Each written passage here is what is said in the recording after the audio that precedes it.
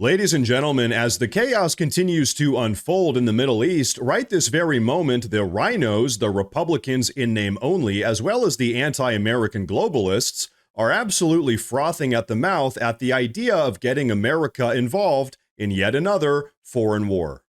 Now, as you all know, for the last several years, everyone's favorite rhino warmonger, Senator Lindsey Graham, has been doing his absolute best to perpetuate the ongoing war in Ukraine, and so guess what he's doing right this very moment?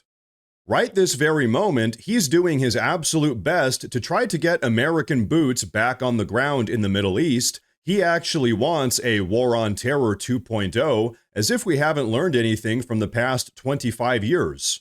In fact, before we get any further into today's video, take a look at what Steve Bannon recently had to say about all of Lindsey Graham's pro-war rhetoric.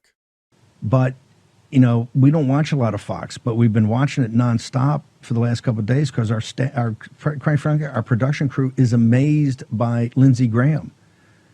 He's like a character out of The Simpsons.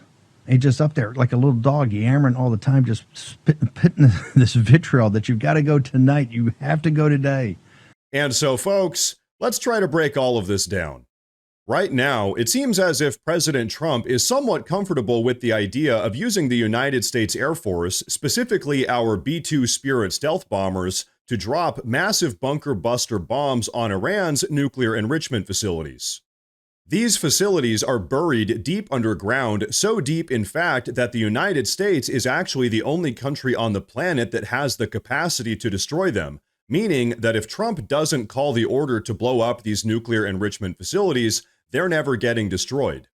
And so this is why right now, 74% of Americans nationwide actually support President Trump's position that Iran must be stopped from getting a nuclear weapon, even if it means dropping these massive bunker buster bombs.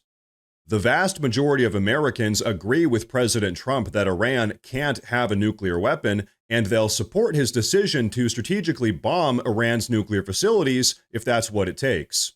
However, ladies and gentlemen, that is not what Senator Lindsey Graham is pushing for. No, right now, he's pushing for something a little bit more serious than dropping a couple bunker busters. But before we take a look at that, I do want to say real quick that if you folks enjoy the daily news updates, please consider subscribing to the channel because it really does help a ton. But okay, check this out. According to a recent massive nationally sweeping poll that came out just the other day, 60% of Americans say that America should not get directly involved in the ongoing conflict between Israel and Iran, while only 16% of Americans actually think that we should get involved. Right now, the overwhelming majority of Americans agree that we have too many issues here at home that we need to take care of. We are $36 trillion in national debt, our nation is in disarray, and we have around 50 million illegal alien invaders that we need to apprehend and deport. The reality is, even if we wanted to get directly involved, and we very obviously don't, we're broke and our house is on fire. But so, ladies and gentlemen, despite all of that information, that is exactly what Senator Lindsey Graham is currently pushing for. What Lindsey Graham really wants isn't just Iran's nuclear disarmament, which can be achieved by dropping a handful of bunker buster bombs. No, what he really wants is another war on terror, with young Americans getting deployed back to the Middle East and the complete overthrow of the Iranian government. And hey, if you don't believe me, take a look at this. We got a chance to end a threat to the state of Israel forever by replacing this regime with something better. And I do believe the biggest winner of the Ayatollah leaving would be the Iranian people. So pray for our troops in harm's way. There are risks associated with any operation. They join the military to keep their country safe and to make the world a better place. And taking on the Ayatollah does both. And so, folks, let's really break all of this down. I know that everything he just said might sound kind of nice and idealistic at first glance, but here's the unfortunate reality. In just the last 22 years alone, we have toppled the governments of 3 different Middle Eastern countries, Iraq, Libya, and Afghanistan, and in every single case, a power vacuum was formed, and then the regions just further destabilized and descended into chaos, causing more problems than they originally caused. The truth is, we have a very recent catastrophic history of overthrowing Middle Eastern governments and getting absolutely nothing out of it in return other than trillions of dollars worth of debt and thousands of young dead Americans. But you know the worst part about all of this? Senator Lindsey Graham doesn't even care. Take a look. What steps into the vacuum if the regime falls? Well, I think what will happen is the Iranian people will know freedom for the first time since 1979. You know, people probably asked that about Hitler in the 30s. What would happen in Germany if we took him out in the mid-30s? Well, I wish we had, because we know what happened when they let him stay in power. And here's what I can say. Taking the Ayatollah's regime down is a good thing, not a bad thing. And I'm willing to risk what happens next because I know what's going to happen if they stay in power. So folks, not only does Senator Lindsey Graham not have any idea what he's going to do with Iran after he's successfully toppled their government, but he also has absolutely no understanding of basic history. As a little reminder, the only reason why Germany was able to successfully recover after we toppled their government at the end of World War II was because we, the United States, invested around $20 billion in rebuilding their entire country. This was called the Marshall Plan. And oh yeah, that was only for Western Germany. The eastern half of Germany ended up falling into the hands of an even more evil regime, the Soviet Communists, for another 45 years. So does Lindsey Graham want us to spend tens of billions of US taxpayer dollars to rebuild Iran after we topple their government? I sure hope not, because as we mentioned earlier, in just the last 20 years alone, we've got a pretty bad track record of trying to do that in the Middle East.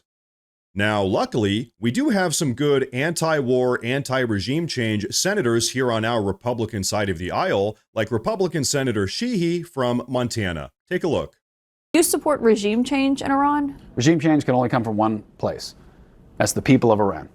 They have to make that decision. We've learned that the hard way in Iraq and Afghanistan. I was a part of both those wars, where we chose to change regimes.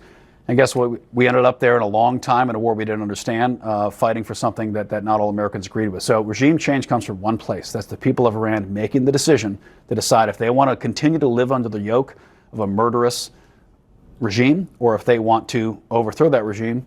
And so, ladies and gentlemen, Senator Sheehy is absolutely right. As we now know, despite our best efforts, we are just totally incapable of creating effective, functioning governments over there in the Middle East. They have to do that for themselves, and until they decide to do that, absolutely nothing is going to change. In fact, things will probably just get worse. But folks, you want to know what bothers me the most about Lindsey Graham's rhetoric regarding all of this? Take a look. Can President Trump in any form, can you make the commitment that this would not lead to a longer war? I can guarantee you that if the Ayatollah gets a nuclear weapon, he will use it. I believe that with all my heart and soul. So the men and women who serve, they're the ones going, not people answering a poll. And if you ask them, would you be willing to risk your life to stop the Ayatollah from having a nuclear weapon? All of them would say yes. And so, ladies and gentlemen, there you have it. There's Lindsey Graham openly acknowledging that this entire situation could very easily devolve into a broader war in the Middle East, a war on terror 2.0, but even worse, then he says, who cares? It's our service members that are going to have to deal with it, and that they would all absolutely love to put their lives on the line to overthrow the Iranian government. Listen, folks, here's my opinion on all of this. If President Trump feels that he needs to drop some bunker buster bombs in order to shut down the Iranian nuclear weapons program, okay. The vast majority of Americans have his back on that issue, and President Trump has been transparently clear for years now about not allowing the Iranians to have a nuclear weapon. That being said, if all of these war-hungry rhinos and anti-American globalists think that we're going to let this country get embroiled in yet another never-ending Middle Eastern conflict, they are out of their minds. President Trump campaigned on the slogan, "No New Wars." He said this at pretty much every single one of his campaign rallies. Trust me, I watched pretty much every single one of them.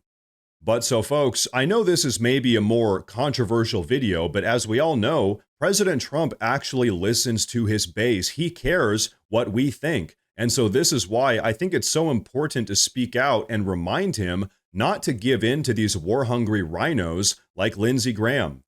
The reality is, if we really want to make America great again and actually put America first, we need to start focusing on all of our issues here in the USA, and as you all know, we have a lot of them, and stop getting involved in never-ending foreign conflicts halfway around the world.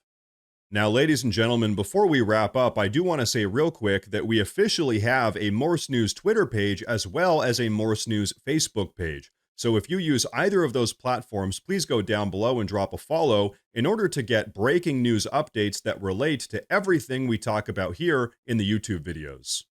But everyone, that is going to be a wrap for today's video, so please go down below and drop a comment. Let me know what you think about all of this. Please like the video while you're down there, and like I said earlier, please consider subscribing to the channel because it really does help a ton. Thank you all very much for tuning in today, and of course, as always, stay safe.